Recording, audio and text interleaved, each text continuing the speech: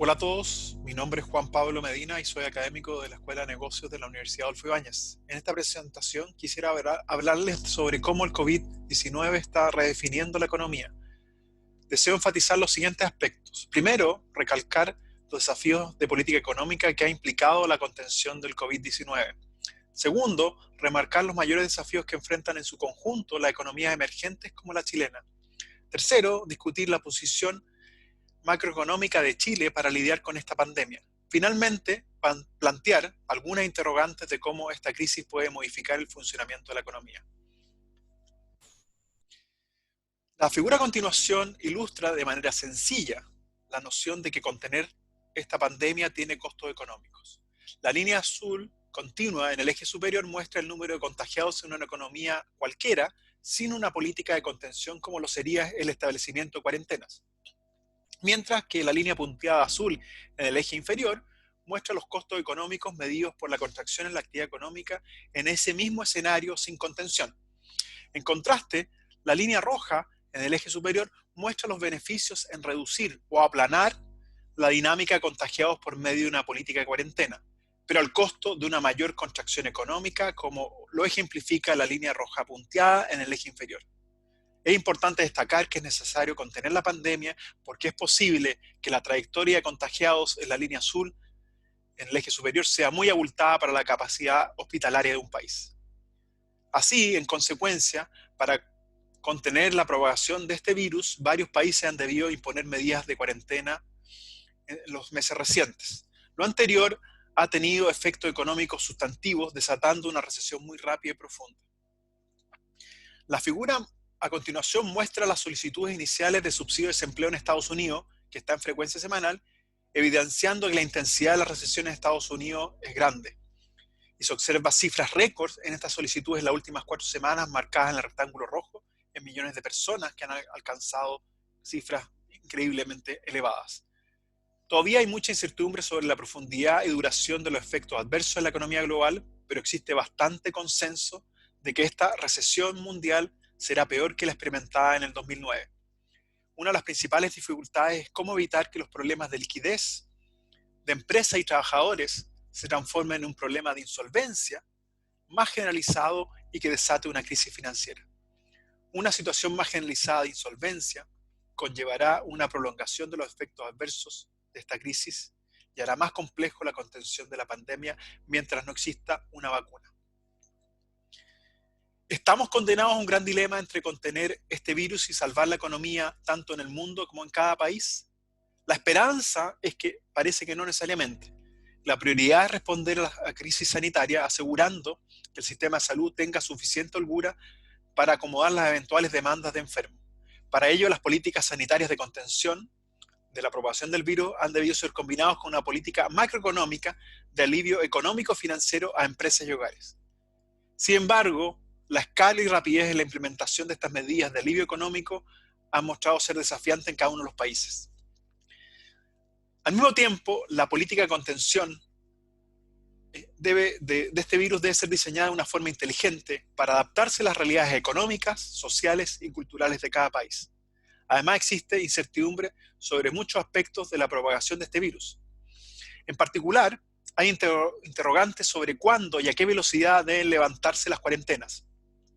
Por ejemplo, estos gráficos muestran el número de muertos por semana por la gripe española en 2 ciudades de Estados Unidos a comienzos del siglo XX. Filadelfia tuvo casi 750 muertos en total y una cuarentena no tan larga. En contraste, San Francisco tuvo menos muertos, una cuarentena un poco más larga, pero tuvo una segunda ola de muertos que ocurrió un tiempo después del primer pic. Por lo tanto, es importante tener prudencia en el levantamiento de las políticas de cuarentena. Y esto no es solamente importante para contener la propagación del virus y evitar una segunda ola, es también importante por motivos económicos. Hay otros estudios que muestran que las ciudades de Estados Unidos que tuvieron cuarentenas más cortas o menos estrictas en respuesta a la gripe española tuvieron un efecto económico negativo de largo plazo. Si bien se espera que la gran mayoría de los países avanzados tendrán una contracción económica este 2020, las perspectivas para países emergentes son aún más sombrías, lamentablemente. Ante situaciones de recesión económica global, el financiamiento externo para los países emergentes se torna bastante escaso. Así, podemos ver en la figura a la izquierda que los spreads soberanos en muchas economías emergentes han aumentado de manera significativa desde marzo.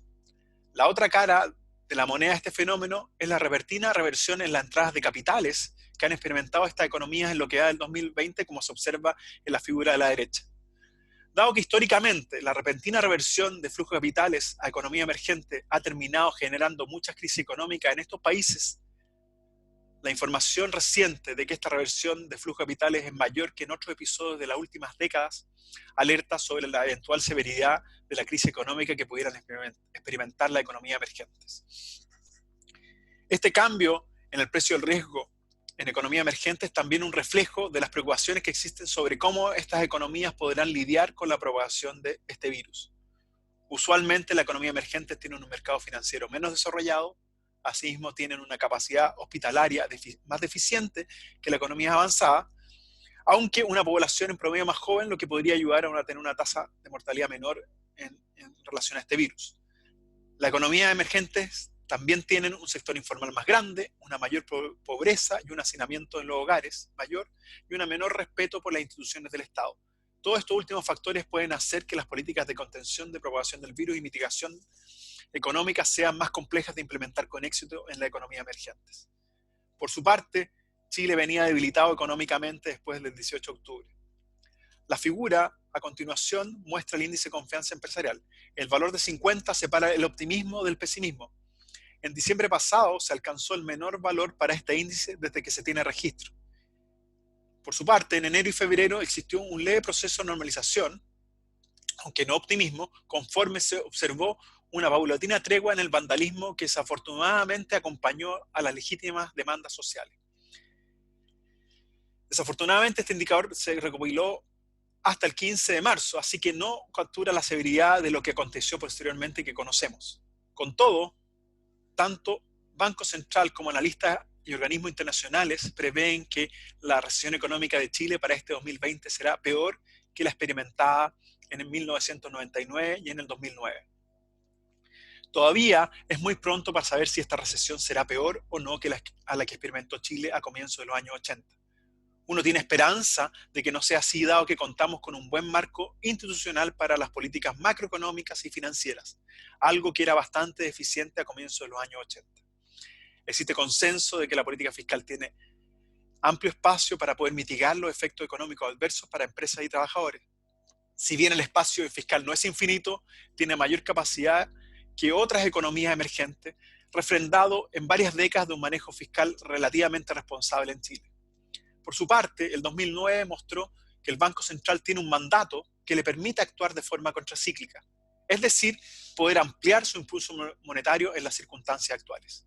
Es así como ha observado que el Banco Central ha llevado la tasa de interés de política monetaria a su nivel mínimo de 0,5% y ha implementado un gran número de otras medidas para apoyar un adecuado flujo de fondos financieros para empresas y hogares. También se ha observado una flexibilidad y coordinación de estas políticas monetarias y fiscales con la regulación financiera. A pesar de que las políticas macroeconómicas y financieras en Chile están mejor preparadas que en otros episodios recesivos del siglo XX, el tamaño del choque económico externo que experimentaremos puede ser más severo que lo que observamos en la crisis de los principios de los años 80. Chile tiene una apertura financiera y comercial mucho mayor que la que tenía en esos años. Además, no solo tiene una dependencia financiera y comercial con respecto a los países avanzados, sino que es sensible a la demanda de China, país que probablemente esta vez no será el motor de la economía global como sí lo fue después de la crisis financiera del 2008. Por último, ¿qué cambios vendrán en la economía? Está por verse si esta situación genera un impulso adicional para el teletrabajo y la automatización de ciertas tareas y servicios tanto dentro como fuera del hogar. Además, esta crisis puede terminar modificando los sectores de salud y educación. A nivel internacional, existen interrogantes sobre el rol de muchos organismos multilaterales. Por ejemplo, hay varios analistas que proponen que el Fondo Monetario Internacional aumente sus fondos y préstamos a gobiernos de países emergentes y que coordine una moratoria temporal de las deudas soberanas. Todo esto ayudaría a evitar un descalabro económico para muchos países emergentes con restricciones financieras para poder sobrellevar con éxito la crisis del COVID-19. El rol de la coordinación y la potestad para decidir aspectos sistemáticamente importantes a nivel global también se pensarán para otros organismos internacionales como la Organización Mundial de la Salud. Obviamente que lo anterior implicará bastante discusión política sobre los límites de estos organismos internacionales en coordinar las acciones de política en materia económica, medioambiental y de salud pública de los diferentes países del mundo. Finalmente, un lado más desafiante está la interrogante de si habrá cambios permanentes en los hábitos de consumo y las cadenas productivas que queden después de que lo peor de esta crisis haya pasado. El gráfico a continuación muestra ciertas tendencias recientes de la movilidad de las personas, usando información de Google, que muestran unas caídas sustantivas en lo que es transporte, comercio y recreación. Por lo tanto, estos efectos perdurarán. Hay preguntas si los mercados de transporte, pasajeros y turismo deberán ajustarse a una nueva escala de operación, y los restaurantes y servicios de recreación también tendrán que acostumbrarse a una menor demanda. Estos cambios probablemente llevarán tiempo, idealmente podrán significar lo que Schumpeter llamó una destrucción creativa, en la cual estas actividades tienen que reducirse en la forma en que las conocemos para dar paso a otra forma en la cual puedan proveerse estos bienes y servicios. Asimismo, una pregunta que surgirá es si estaremos en el comienzo de un periodo de reversión de la globalización que implicará menor comercio internacional. Por ejemplo, las tensiones comerciales entre China y Estados Unidos previo al COVID-19 serán un factor que se reforzará después de que la crisis haya pasado. Esta y otras preguntas que están presentes ahora podrán surgir. No sabemos cuáles tomarán más fuerza en los años venideros en esta nueva normalidad que aparecerá post-COVID-19. Muchas gracias por la atención.